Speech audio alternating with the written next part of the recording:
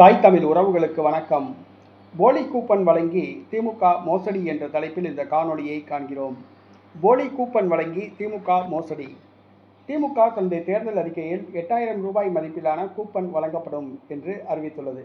தாங்கள் மீண்டும் ஆட்சிக்கு வந்தால் 8000 ரூபாய் மதிப்பிலான கூப்பன், அதாவது எடப்பாடி பழனிசாமி நியாய விலை கடை மூலமாக இலவச ஃப்ரிட்ஜ் வழங்கப்படும், தீபாவளிக்கு பட்டுச்சேலை பட்டு வேட்டி வழங்கப்படும், 1 கிலோ தோரம்பருப்பு வழங்கப்படும், 1 லிட்டர் பாமாயில் வழங்கப்படும், நாங்கள் ஆட்சிக்கு வந்தால் 15000 ரூபாய் ஒவ்வொரு வீட்டுக்கும் வழங்கப்படும் என அறிவித்தார். இதற்கு போட்டியாக திமுக நாங்கள் ஆட்சிக்கு வந்தால் 8000 ரூபாய் மதிப்பிலான கூப்பன் வழங்கப்படும், அதை வைத்து வீட்டு உபயோகப் பொருட்கள் வாங்கும் ஏஜென்சியில் கொடுத்து தங்களுக்கு தேவையான பொருட்கள் வாங்கிக் கொள்ளலாம் என கூறியுள்ளது. இந்த சூழ்நிலையில் தேர்தலே இன்னும் வாக்குப்பதிவே முடியல, வாக்கு எண்ணிக்கை நடைபெறணும், திமுக ஆட்சிக்கு வருமா அப்படிங்கிறது கேள்வி. இந்த சூழ்நிலையில் திமுக போலி கூப்பனை இப்போவே வழங்க ஆரம்பிச்சிருக்குது. அதாவது 8000 ரூபா மதிப்பிலான கூப்பன் ஆட்சிக்கு வந்த பிறகு திமுக அரசு தரும்.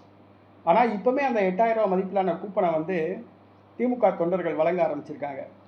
பாலக்கோடு தொகுதி திமுக வேட்பாளர் அந்த 8000 ரூபாய் போலி கூப்பனை வழங்கி பொதுமக்கள் மத்தியில் வாக்கு சேகரித்து வரதா ஒரு செய்தி இருக்குது. இந்த சூழ்நிலையில் சென்னையில் இயக்குனர் மோகன்ஜி அவருடைய வீட்டுக்கு திமுக மகளிர் அணியை சார்ந்தவங்க போயிருக்காங்க.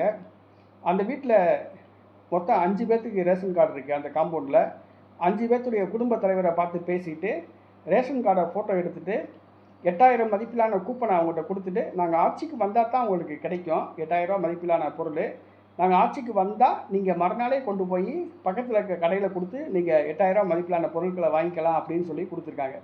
ஆனால் அது போலி கூப்பன். திமுக ஆட்சிக்கு ஒரு மந்திரி சபையில் தீர்மானம் போட்டு அதை நிதி கமிஷனுக்கு அனுப்பி அப்ரூவல் வாங்கி அதுக்கப்புறம் இவங்க டெண்டர் விட்டு அதுக்கப்புறம் தான் கூப்பன் வழங்குவாங்க. ஆனால் தேர்தல் அறிக்கையில் சொன்ன உடனே இப்போ 8000 மதிப்பிலான கூப்பன், போலி கூப்பனை இப்போ திமுக விநியோகம் பண்ணி பொதுமக்கள்கிட்ட ஓட்டு கேட்க ஆரம்பிச்சிருக்கு. இது ஒரு மோசடி. ஆக பொதுமக்கள் விழிப்பாக இருந்து கொள்ள வேண்டும்.